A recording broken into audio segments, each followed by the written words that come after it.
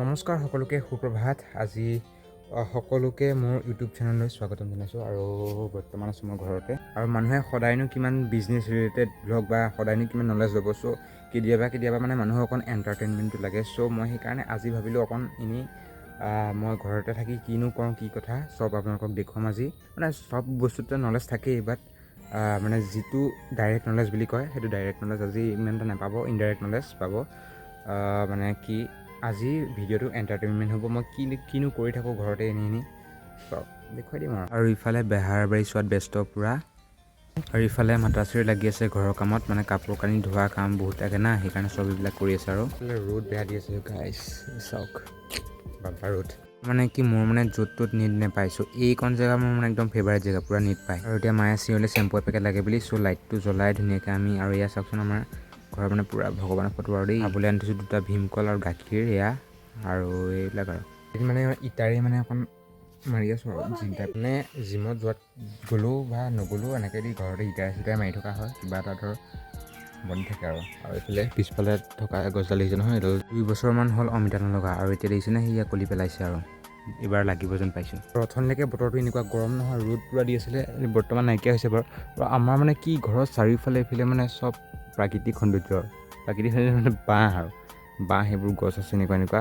আৰু ৰ'দটো এতিয়া বৰ্তমান কমিছে বাৰু, অথনি একদম পূৰা খাতাৰনাক ৰ'দ আছিলে। আৰু সদায় দমকল মৰা আৰু ইয়াত পানী দিয়া এই কামটো মানে থাকেই। এতিয়া পানী অকণ কমি, আৰু আমাৰ আইৰণ চাওক মানে পূৰা আইৰণ আছে ইয়াত। আৰু এতিয়া ধুনীয়াকৈ দমকলৰ পৰা পানী মাৰিম বাল্টিঙত। এইটো মানে মোৰ একদম ডেইলি ৰেগুলাৰ কাম হয়তো।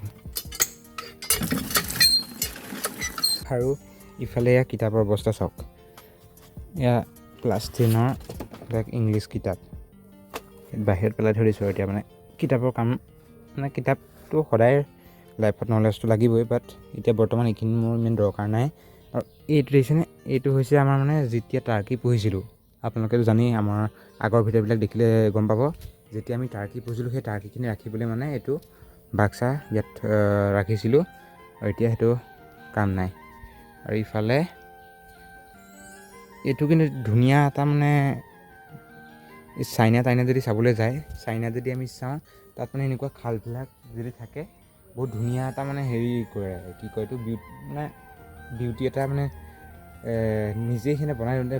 ইয়াত যদি আমি ধুনীয়াকৈ বন চন লগাই দিওঁ, ইয়াত ছাইডত যদি ধুনীয়াকৈ বন লগাওঁ, পানীখিনি যদি পূৰা, ইয়াতে চাফা পানী আহে বাৰু, বৰ্তমান ইয়াত অকণমান লেতেৰা আছে,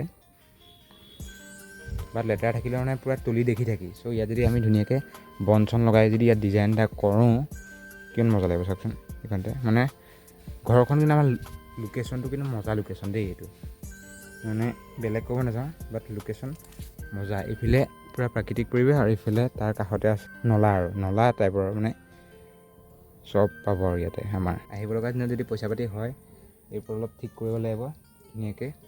কৰোঁ বুলি ভাবিলে চব কৰিব পাৰি, বাট পইচা লাগিব, পইচাটো মেইন হয়। চ' সেয়াই আৰু এয়া ঘৰ হোৱা নাই কমপ্লিট, ইপিনে আছে অলপ কাম কৰিব আছে।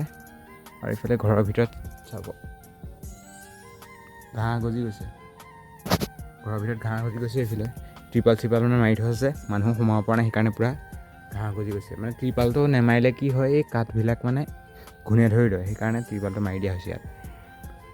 চ' এইবোৰে আৰু